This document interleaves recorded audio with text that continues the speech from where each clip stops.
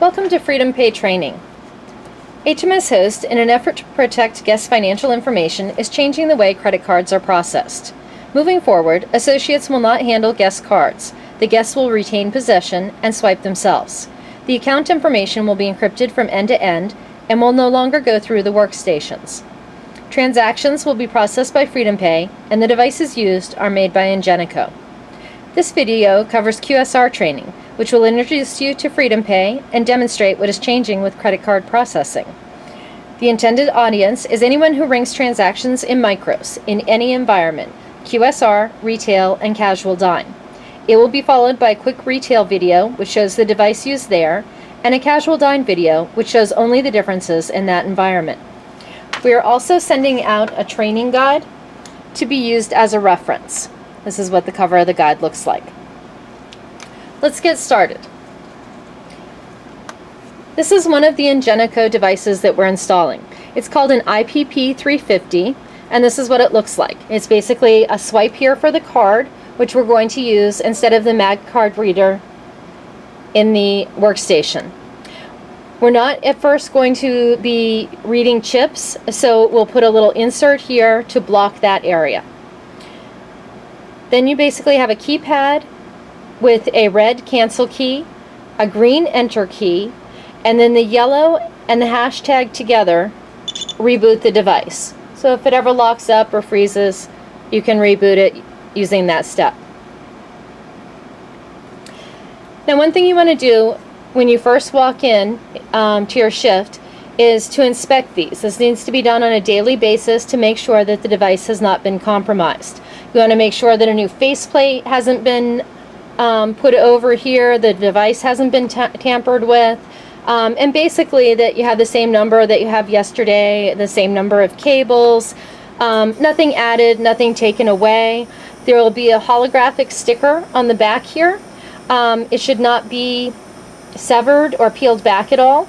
If it is, you need to, or you discover any other forms of tampering, report that to informationsecurity@hmshost.com. Again, that is in the training guide that we've handed out, and there are full instructions for what should be in the email. Another thing you want to do with the Ingenico devices is not every day, but anytime you move them, if you have a new store opening or you have a store close, you move devices from one place to another, you want to keep track of that, and we have provided a tracking form in the training guide for that as well. Let's move on to transaction processing. What I have here is a Burger King. I'm going to swipe in with the cashier card and just ring a couple of items. Hit to go subtotal to take me to my payment screen. You'll notice here that the CC Fastran key has been replaced by a key that just says credit card. When we press this, the yellow bar is going to say have customer swipe card. So these are going to be facing the customer. The customer will swipe their card through on the side, and it will process. It will print out a receipt just like what you're used to seeing right now. All right, now let's just ring a couple of other items and hit to go subtotal. Let's go to the credit card key again. And when the customer gets the prompt, let's say at that point they decide that they would rather pay in cash. For them to cancel it, they can tell them to press the red cancel key. The workstation will pop up with a message that says failure, user cancel. You as the cashier should press OK. And now the transaction is ready to be paid by cash. One thing I want to show you while we're still on this screen is what if you press credit card, you get the prompt, and the guest tries to swipe their card, but for some reason it doesn't read, like the magnetic stripe is damaged in some way. So I'm just going to fake this out by kind of rocking it back and forth here. I've gotten an error message now. It's saying please wait. As soon as that is gone, you can tell the customer to press F1. This allows a manual entry of the information. So just give me a minute while I put in the account information. And the yellow key can be used as a backspace key.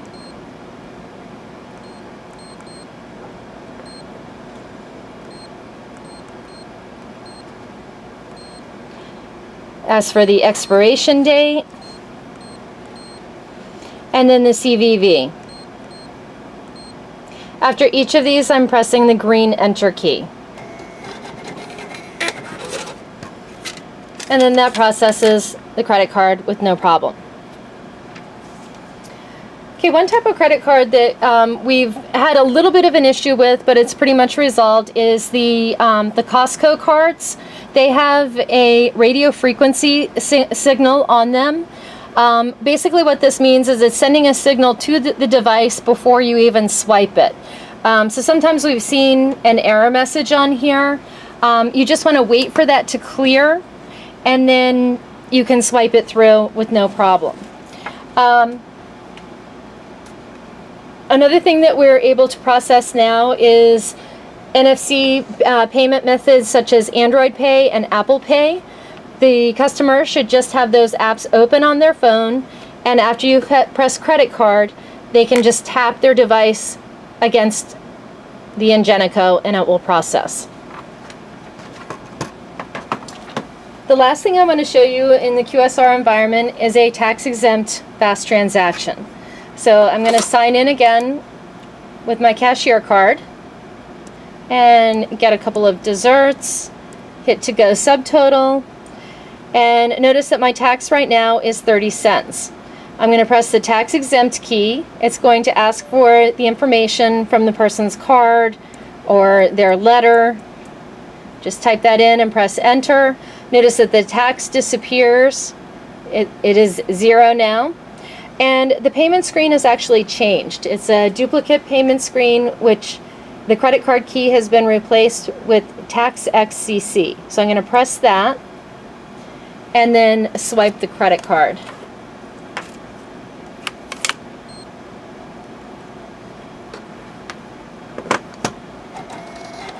It's going to print out a tax-exempt voucher and a guest check. Right here on the reference line, unfortunately right now the information that we typed in is not printing out here like it used to. If you could please just handwrite that in, have the guest sign the tax-exempt voucher, and staple it with their letter and their guest check, and keep that all together with your shift paperwork. We're working on a resolution to that issue, and that should be coming shortly. This concludes the QSR training. If you'll be working in either retail or casual dine, please watch the following videos. Thank you. Welcome to the retail portion of Freedompay training. I'm going to assume that you have watched the QSR for general functionality. All I want to show you in this retail portion is that the device is different. It's called an ISC 250. SC stands for signature capture, because the customers are going to be signing the device right here on this pad with sales over $25. So I'm just going to sign in and ring a quick transaction. I just put a green hoodie up on the screen here. I'm going to hit retail subtotal to go to the pay screen. Again, the CC Fast Trans key has been replaced by credit card. And when I see the yellow bar prompt have customer swipe card, the customer is going to swipe through the device. Since this transaction is $26, it says please sign and tap OK with pen. Customer will sign here, press OK, and it will print out a check just as before. With these devices as well, you're going to want to check them out daily. Make sure that you do not see any evidence of tampering. This right here is the holographic sticker that I was talking about in the other video. You want to make sure that is not severed or peeled back in any way. Other than that, the device looks the same. It's got a keypad here. It has a red cancel key, a green enter key, and to reboot, you're going to press the minus sign and the yellow clear button. And that's how you reboot it. That's the end of the retail training. Thank you. Welcome to the Casual Dine portion of Freedompay training. This video is made under the assumption that you've already watched the QSR video, and all I'm going to show here is a normal credit card transaction and a tax-exempt credit card transaction in the Casual Dine environment. I'm going to start off by signing in with a server card and begin a table. Just one guess for demonstration purposes. And then I'm going to ring a couple of menu items. We'll get a salad and go to the bar and get a Blue Pacific. I'm going to hit Dine in subtotal to take me to my payment screen. And you'll notice there are a few new keys here. CC Auth is labeled the same as it always was, but it has the new Freedompay functionality. Print voucher, we took out the CC tips because that's now a prompt under CC final. Print voucher is just to be used in cases where something happened to the credit card vouchers, like something was spilled on them or they were lost or destroyed somehow. Just gives you an option to print those again without incurring an additional cost of reauthorizing. The other two new keys on here are Scan Voucher and Chase Pay. We're not going to be using those right now. Those are just there for use in the future. Okay, let's go back to our transaction here. I want to get an authorization for the guests. So I'm going to hit CC Auth, and it's going to say have customer swipe card, but in this case, I'm going to have the server. The server is going to be the one at the workstation, so they will swipe the credit card through and get the authorization. Two vouchers are going to print, just like we used to have. Okay. And the server will take those to the table. Of course, they would service the workstation, then they would have to come back, pick it up, hit Dine in subtotal to get back to their pay screen. But since we're already here, I'm just going to continue with this transaction. We're going to hit the CC final key now. The yellow bar will say enter tip amount. I'm going to say there's an $8 tip on here, and it's going to close out that transaction.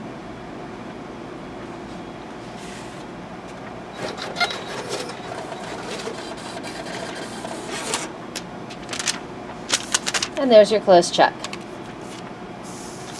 Okay, now for tax exempt, you've already seen it in the QSR environment.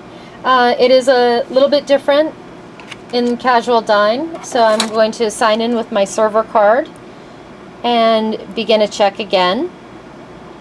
Again, just one guess for demonstration purposes is fine. I'm going to get some boneless buffalo wings and go to the bar and get a Corona Rita. Next, hit Dine in subtotal. That takes me to my payment screen. And we have the same tax exempt key that we've always had here, but it's going to work a little differently now. I'm going to hit tax exempt. It's going to prompt for tax exempt info. I'm going to type the information off the guest card or letter that they have brought with them. And we'll see now that the tax has been removed. Also notice that the screen has changed slightly. It's actually taking us to a duplicate of the tender screen, and it shows a tax X auth and a tax X final. Now the first thing we need to do is print the check for the guest. So I'm going to do this, and I'm going to do this through the way that you would actually be doing it in multiple rounds.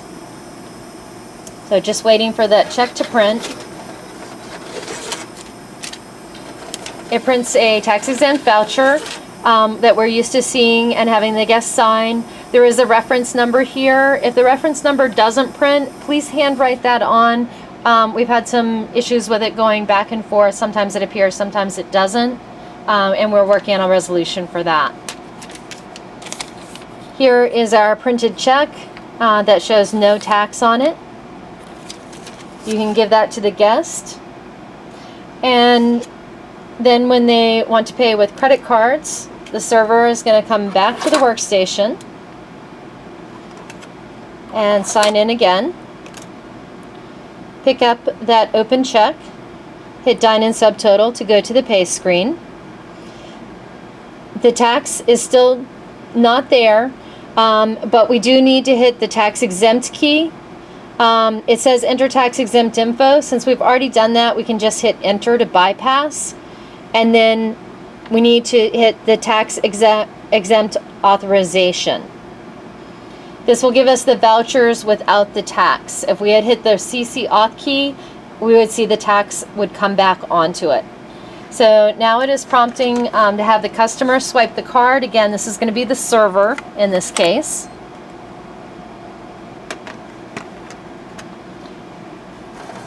And the authorization vouchers will print.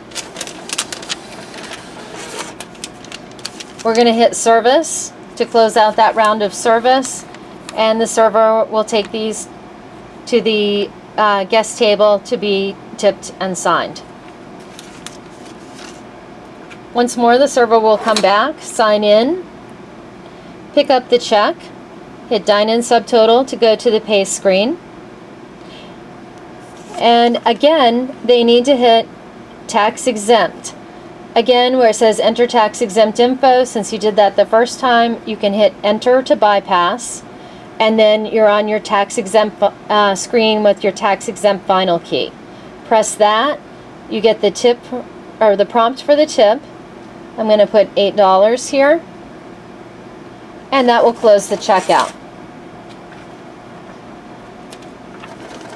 I know that's a lot of steps, but it's very important that the tax exempt authorization and tax exempt CC finalize are used throughout that transaction to make sure that the tax does not come back onto the check. We will be introducing a lot of things later. We're going to be adding Chase Pay and the ability to scan airline vouchers. We'll also be introducing Pay at Table later. We'll be reading the chips, which means that we'll remove the inserts and we'll have the inserts here when we first install, but we'll be removing them later when this is capable of reading the chips. Also, Roundup for Charity is on hold for now. That will be coming back later, as well as survey trailers and gift cards. So we'll be expanding the functionality greatly in the future. Keep in mind, if you have any questions for the time being, you can always reference your Freedompay training and operations guide. And that concludes the Casual Dine training for Freedompay. Thank you. Have a good day.